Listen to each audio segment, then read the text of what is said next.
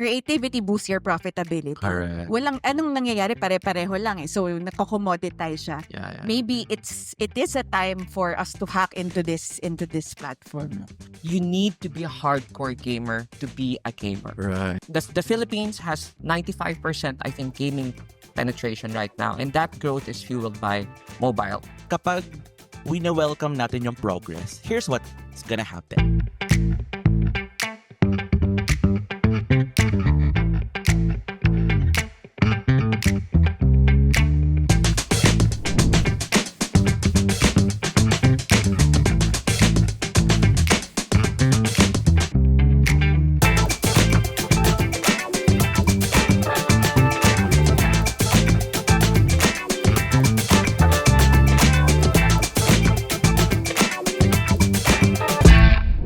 We know gaming is important. What's our barrier that's kind of hampering this interesting dimension within our brands? So, I just joined BBDO. We had to pitch so many gaming ideas to so many different clients. Luckily, Du was brave enough to do it. But the question is, right? And then, iniisip ko rin siya kung bakit. And from experience, I can boil it down to two things. Number one is really, I guess, more of the brand safety. Meaning being safe. See, in both ways. Okay. Safety meaning there's a bit of violence kasi involved in gaming, some shooting games. And then safety meaning they haven't done it before. So why would I risk to do something new? And then because of that safety, also doing something new, there hasn't been any blueprint. So it really takes a brave soul to be able to leverage on the gaming space. Hindi lang naman clients yung mahirap na magkaroon ng brave soul, but also in the creative industry, we've been used to proving, magagana to. It also helps holds us a bit back. In the last booms, FWD Insurance actually won the category for the gamers insurance. It wasn't just a campaign. They also attacked it from a product standpoint. They created a product for eyesight, joint pains, things that are kind of native to a gamer's experience, right? And then on top of that, they created a campaign out of it. And obviously there's so many IP barriers. You talked about this. But if I switch to a client lens, where's the wall, if there is any? Because I feel like all studies with Gen Z millennials tell us that there is relevance to kind of experiment even 15% of A&P into this field. The IRP is one of the biggest challenges kasi there's like also very limited thing that we can. And by challenge, you mean it's expensive? It is expensive and it's also quite prohibitive. Let's say, for example, from the Moonton group, there's also like a package of character designs that we can also just get. I think we worked with your team there, no, Waki? Yeah. So parang, for example, sila Wax, they'd be so creative. They wanted to like create, let's say, different poses kasi we wanted to make it more dynamic, etc. But then when we submit it, not just to Moonton, but even to our schemes partner, let's say Visa, there's also like rules that we have to follow. For example, bawal baril. Diba, in games, may yung mga weapons. So we actually had to like focus on specific characters that are like that. So that's number one. So the reason, so I wanted to backtrack lang to JC's question. So it's really like a big segment in the Philippine market. No? Right. Gamers can be very closed and close community, can be very tribal. And when we see companies and brands that may not have the gamers' interests at heart, and they're just there to, either make a quick buck or, in a desperate attempt to stay relevant, of course, people will feel it. And of course, we will not respond to it. More likely even that we react adversely to it. And I think the easiest workaround that brands and companies can take to reach a new gaming market is, hire gamers, do the marketing for it. And I do feel that, even in this panel, some of us here are real gamers. And we would know what gamers want, what gamers don't like. What's the percentage of gamers now in the Philippines? 70, 60%? 95. 95. Wow. 95%. That's crazy. Until, I suppose, video game literacy and reaches, like, let's say, the boardroom. I think we're gonna see, like, cute attempts at trying to reach the gamer market. That's why for me, like the gamer insurance was a bit of a breakthrough locally. I think there is there, and I also played Sims, but I do think that there is a misconception that you need to be a hardcore gamer to be a gamer. Right. I mean, like earlier I was saying, there's the Philippines has 95%, I think, gaming penetration right now, and that growth is fueled by mobile because games are now moving to mobile. Games that we used to play, Diablo, for example, if you're as old as me, Even Sim. even Sims, it's all now on mobile. Sims Free Play is on mobile. Even for like ordinary people, it's always easy to say it's such a niche market. But if you look at where people are, I still ride like the bus because I try to keep in touch with people, with normal everyday people, and you will see people just playing games. They play those weird parang they're like card games. Marking. Of course, there's Candy Crush. If you played Candy Crush, you are a gamer. Yeah. If you play those Flappy Birds, if you play those filters where you need to open your mouth at a certain time, you are a gamer. Gaming isn't just about like the hardcore gamers. Hopefully, forecast sana na mas lalawak yung messaging. It's not kasi top of mind ng tao na maybe not part of the 95%. They think like, if talaga meron kang PC set at ikaw ay talaga nakaupo sa gaming chair, that's what makes you a gamer. Pero baka Degrees, the definition of degrees. yeah, it widens na talaga, mas diverse. Kasi ang laki pala ng, it's eye-opening for me, this conversation na, ang lawak pala ng kumbaga, you can call yourself a gamer kahit Candy Crush or like online, tong its lang yung inaano mo.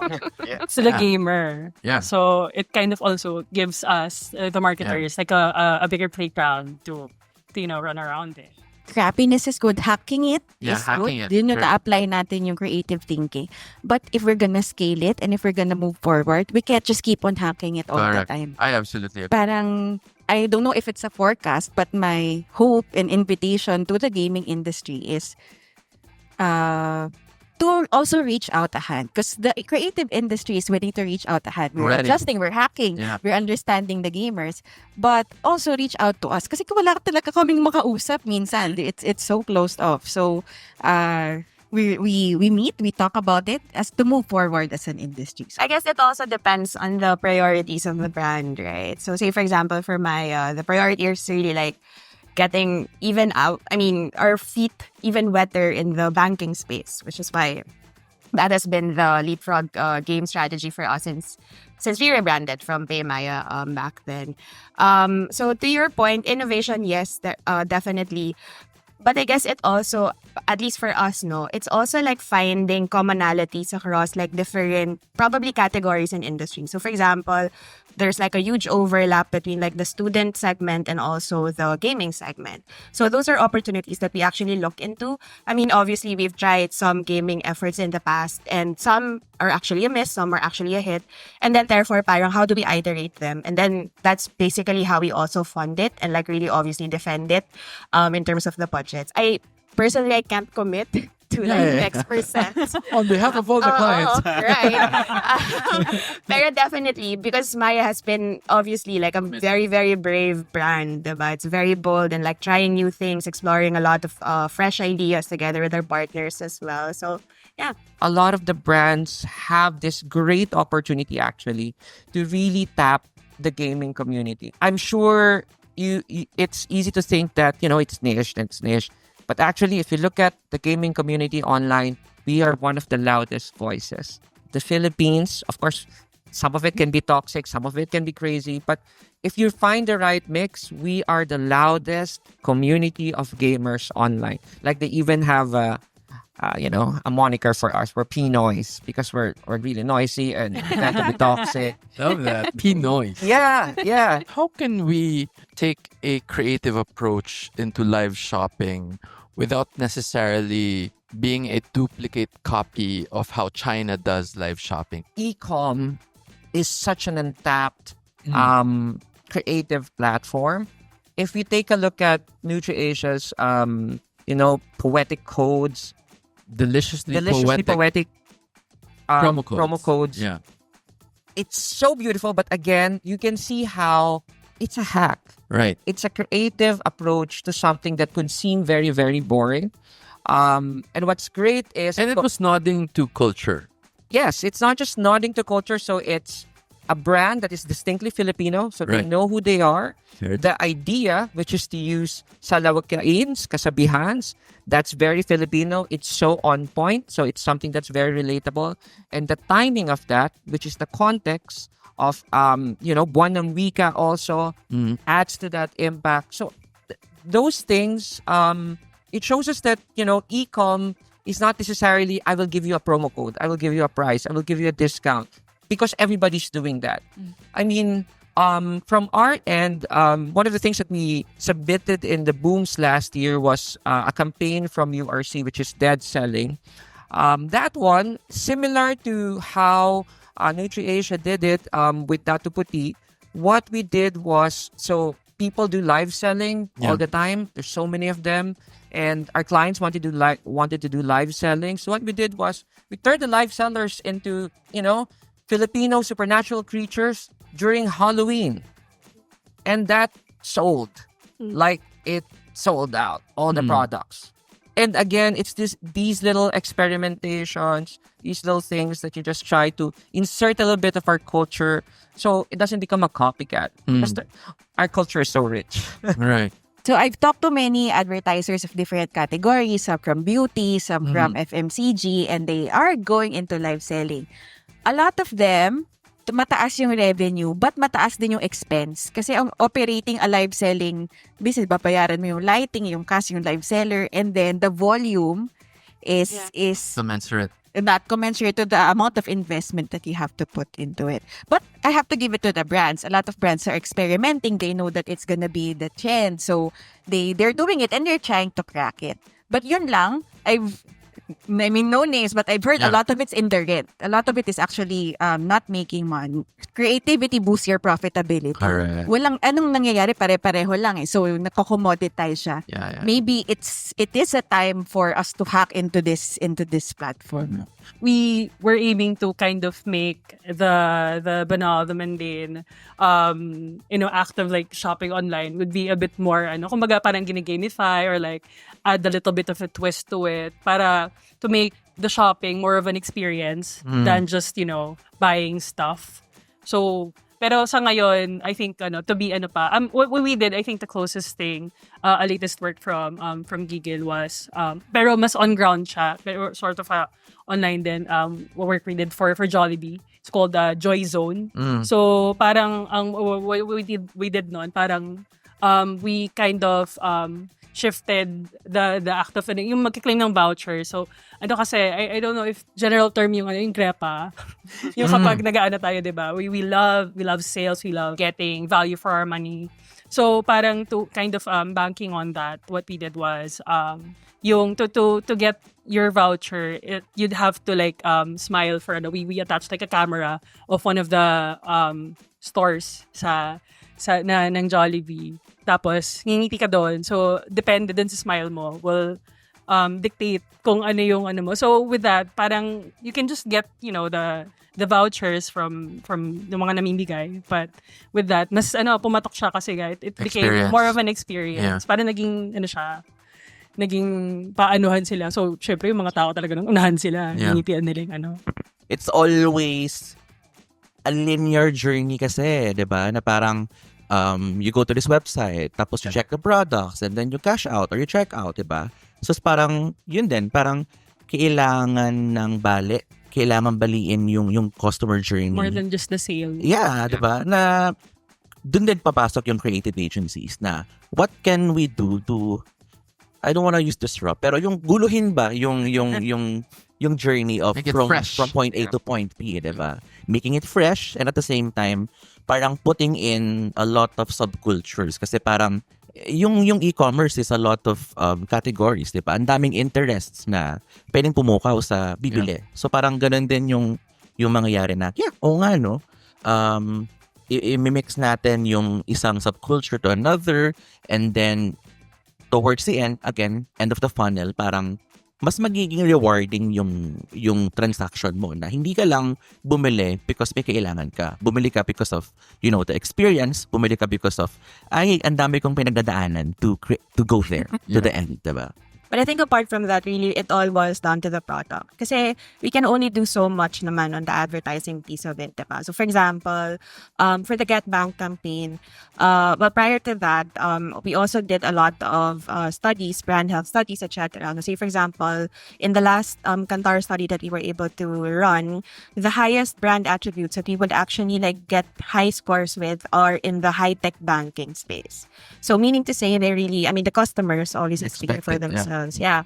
But what does it mean, diba, from a product standpoint? So say for example, our savings product actually has embedded into it a gamification feature. So for you to be able to unlock 15% interest, so mind you, diba, sobrang taas nun, you have to actually be able to use Maya more. So it's really also like gamifying that experience na, nagsispend naman ako ng ganitong amount sa Maya every month. Kunwari, 30,000. Oh, taas ba yun?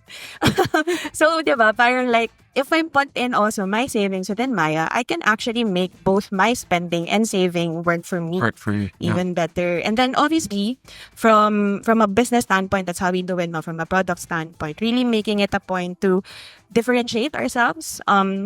That is really something that has been very that's the core DNA of Maya so far. And then obviously when we brief our partner agencies, that's also the experience that you want to be translated.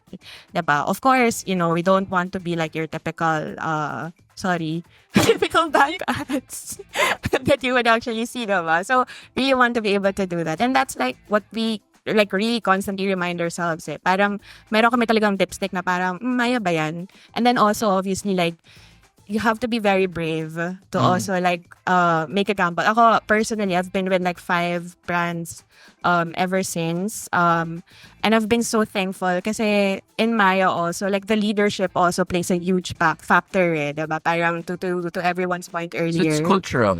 Yeah, kasi Yeah.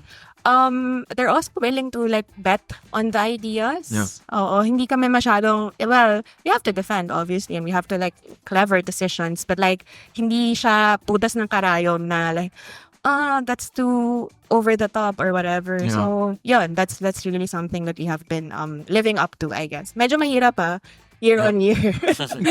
And where do you guys think our companies are or our clients are today? How far is the horizon you're seeing? Obviously, this is predictive.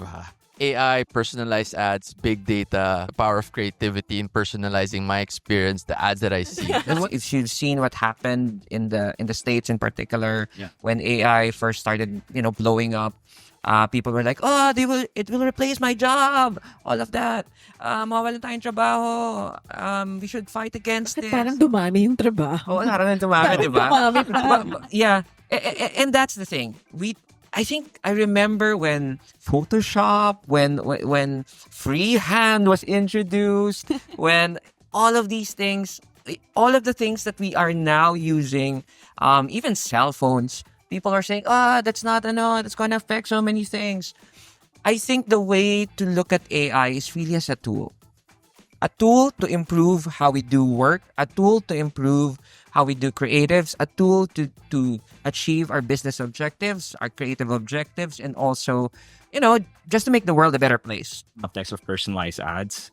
New personalized ads means a new saturation point, just as what happened when performance marketing was boomed. And still makes me laugh. We just churned out so many ads and oversaturated our consumers with so much stuff on social media.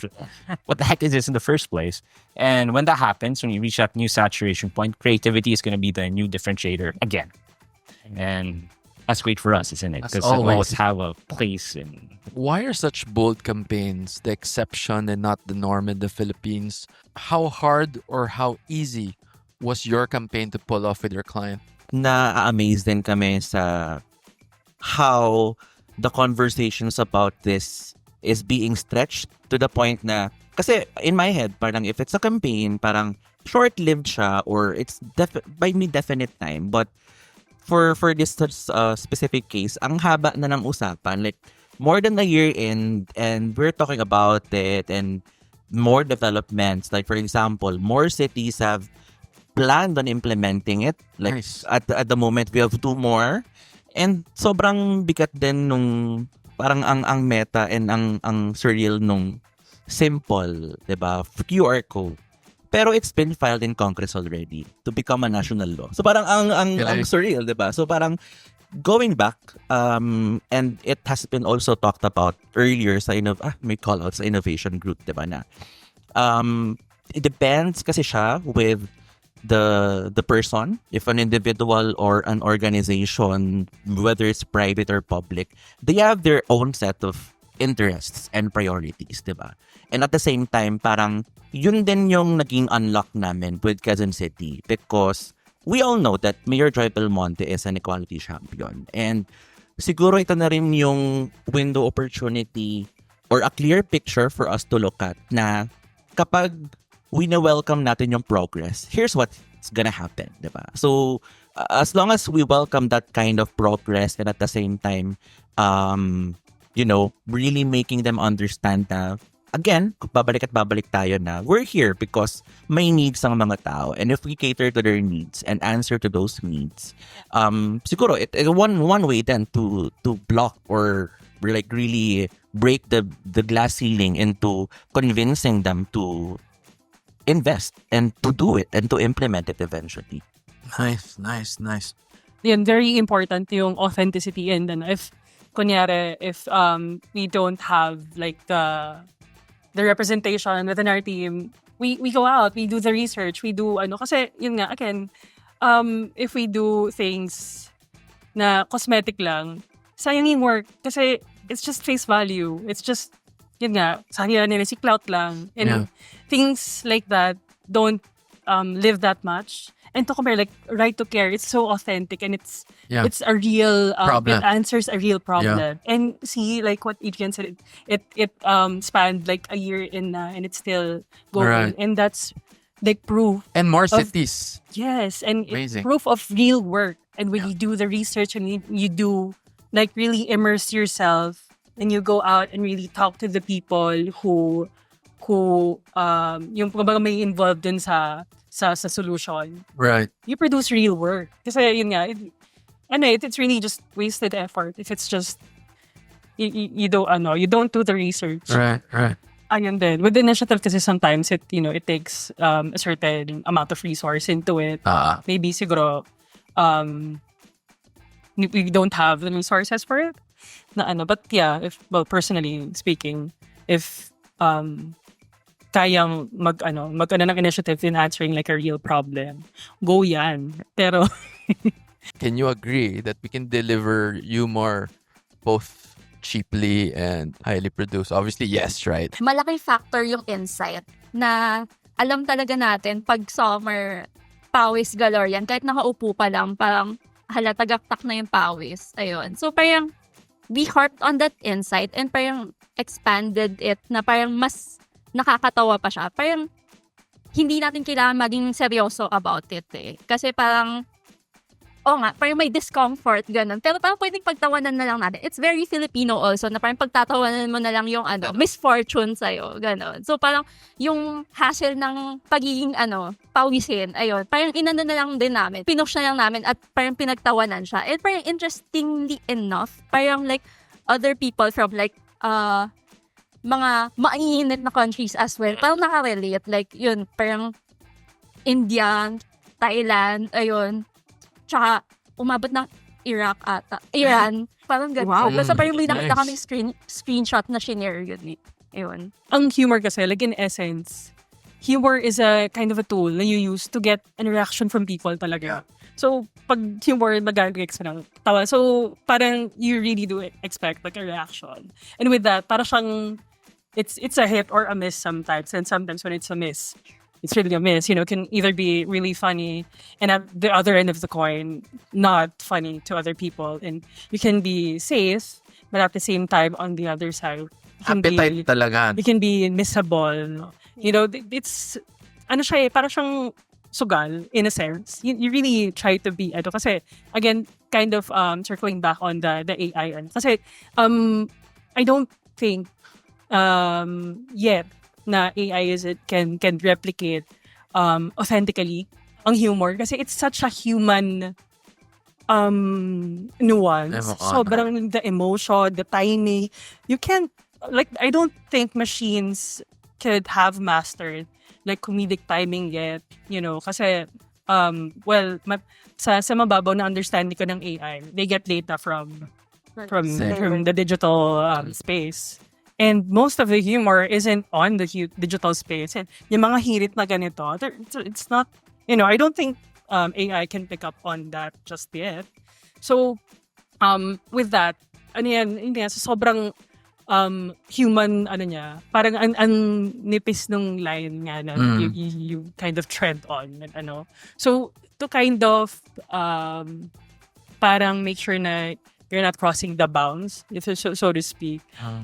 What we do, what we do is kind of expose it to a smaller group of people before we release the material into the wild. Galing. Na parang kasi yun nga, we wanna be entertainment pa rin. Ako, I heard the story of people, anonymous, who just came from a production in Thailand. So it's not just the humor that's a bit more parang prominent there. Also the production, di ba? Yeah. Parang yung machinery nila, meron silang Hollywood-style setup. So siguro, in terms of resources, that's something that, if not, we have it as John mentioned, we have it. So it's just the industry making sure that comes alive. I don't know if that's a function of budget. Investment in the machinery, in the setup. Sana there's enough such that may isang production house who's able to come up with a studio type setup para madaling mag-produce here. Ang sad kasi it was parang we had a pitch with a Thailand production and Thailand director and then Philippine director. So we're really wanting to the Philippine production to win. Pero unfortunately, in terms of tech specs, those things, natalo tayo. So if we have the heart, ano yung dapat kailangan? It's the Infra. Ayun, galing na. Nawalan ako ng word eh. Thank you for bringing that. Yun. The client, the one that pays for the The rigid adherence to best practices for digital. It's rigor. Not just rigor, it's like rigid adherence. Na parang, this is the best practice if you will do a social post. This is the best practice if you will do a 6-second video. As creatives, I always, even with my team, I always say, yes, we know that is the best practice. That means everybody is doing that. So even for our clients, we tell them, yes, it's nice to have that as a guidepost. But if you take a look at, how our ads will become generic and it will be all the same, the brand in the first second, there's a call to action, there's a brand bump. If it's food, the food is always really, really close up. I mean, there's no creativity there and people just see it as repetitive content. I mean, that's why if you look at, for example, I guess the best example of this is the growing industry of content creators. They put the brand up there. But where is it? It's right in the middle. Yeah. But it's an ad. Yeah. And people are watching it. And all of these brands, they talk about it. And instead of being afraid, experiment. Because that is what digital is all about. And you know what's great about digital? You can always turn it off if it doesn't work and replace it with a new material. Immediately. And you'll know because it's measurable. Yes. Fantastic. On my end, basta mahirap sabihin to kasi for me, natutuwa ako sa team ko, sa sarili ko, if I'm able to makagawa ng paraan if I have some difficulty. Pero as an industry, dahil gawa ng paraan, ang galing natin eh. We're so creative, we're so ingenious. We're not doing ourselves justice as an industry. We're making do it less and less and less and less. At babawas ng babawas yan kasi, kaya naman pala eh. Kaya naman palang gawin.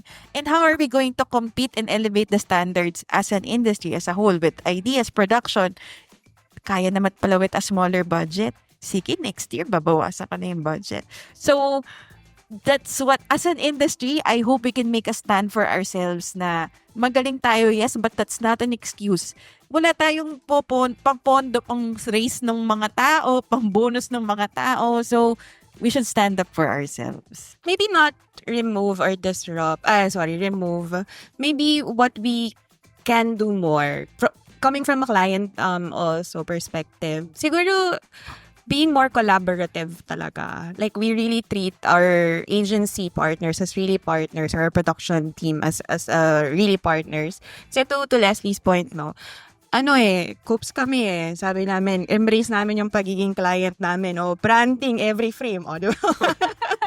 So, but because, our creative team, our agency also has like that, siguro parang energy that we have, they're actually really like on board with it. Tapos parang like, sige, ganito gawin natin.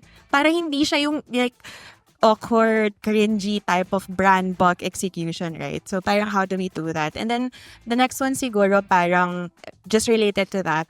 I apologize for this. Pero not just pursuing awards for the sake of awards. To what baby girl said earlier, having purpose talaga and really like committing to it, diba? Kasi parang there are some agencies that I've worked with before na, they present these ideas, initiatives, but then they just really want to like, get those awards. Pero parang like, if they go back to like really the purpose, wala hilaw siya. So from a client perspective, kami, na-walk outan na ako ng agency, guys.